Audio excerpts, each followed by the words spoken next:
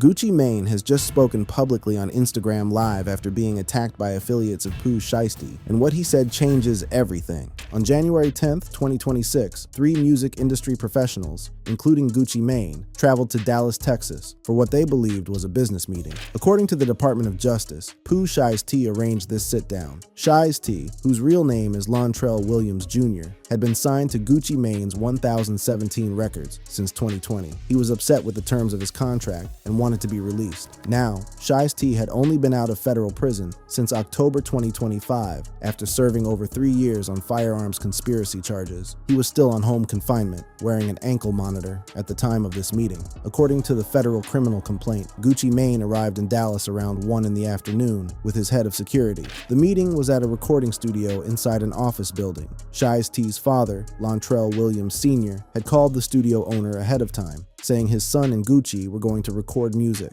A little after 3:40 in the afternoon, 9 suspects entered the studio. Gucci suggested they reschedule, but Shiesty asked to speak with him in the attached recording room. Gucci agreed and went in with Shiesty, his father, and rapper Big 30. Once inside, Shiesty pulled out contract termination paperwork and told Gucci to sign. Gucci declined. Shiesty became agitated and the two argued. Then, according to the DOJ, Shiesty pulled what appeared to be a black AK-style pistol from a bag and pointed it at Gucci Mane, demanding he sign the papers. Gucci signed, but it did not stop there. One of the suspects recorded Gucci on a cell phone, forcing him to say on camera that he released Pooh Shiesty from the contract. Shiesty then took Gucci's wedding ring, watch, earrings, and cash. He consulted with his father about whether the paperwork looked correct. His father said it needed a date, so Shiesty forced Gucci to add one next to his signature. Meanwhile, in the control room, 6 other armed suspects pulled weapons on the 2 remaining victims. One victim had a Rolex, wallet, AirPods, and a Louis Vuitton bag stolen. That person was choked from behind to the point of near unconsciousness. The victims were barricaded inside the room and believed they were about to be executed. Now, here is where the investigation picks up.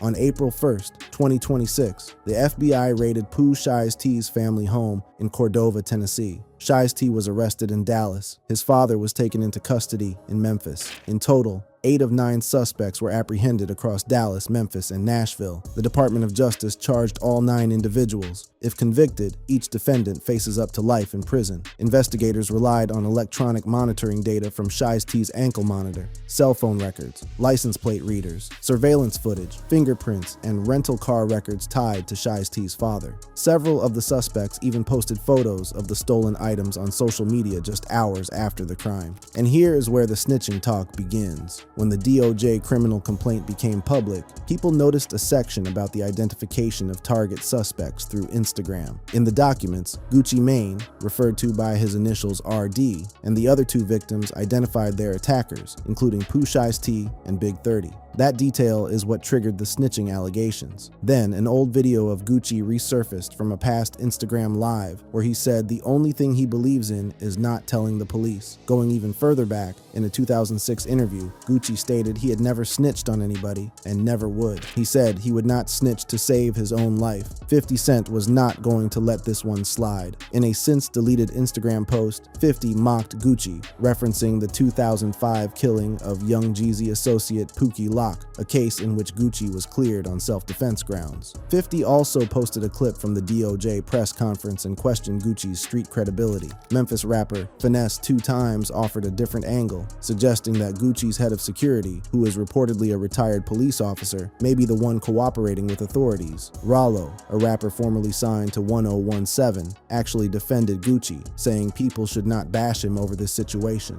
As it stands right now, Gucci Mane has not said a word publicly about the snitching allegations or the kidnapping itself. When rumors first came out back in January, he posted Instagram photos showing off his jewelry, which many took as a silent denial that he had been robbed. But the DOJ paperwork tells a different story. One suspect remains at large. The case is still under investigation, and the hip-hop world is watching, because the man who built his reputation on street credibility now has snitching allegations attached to his name. And in hip-hop, that label is not easy to shake.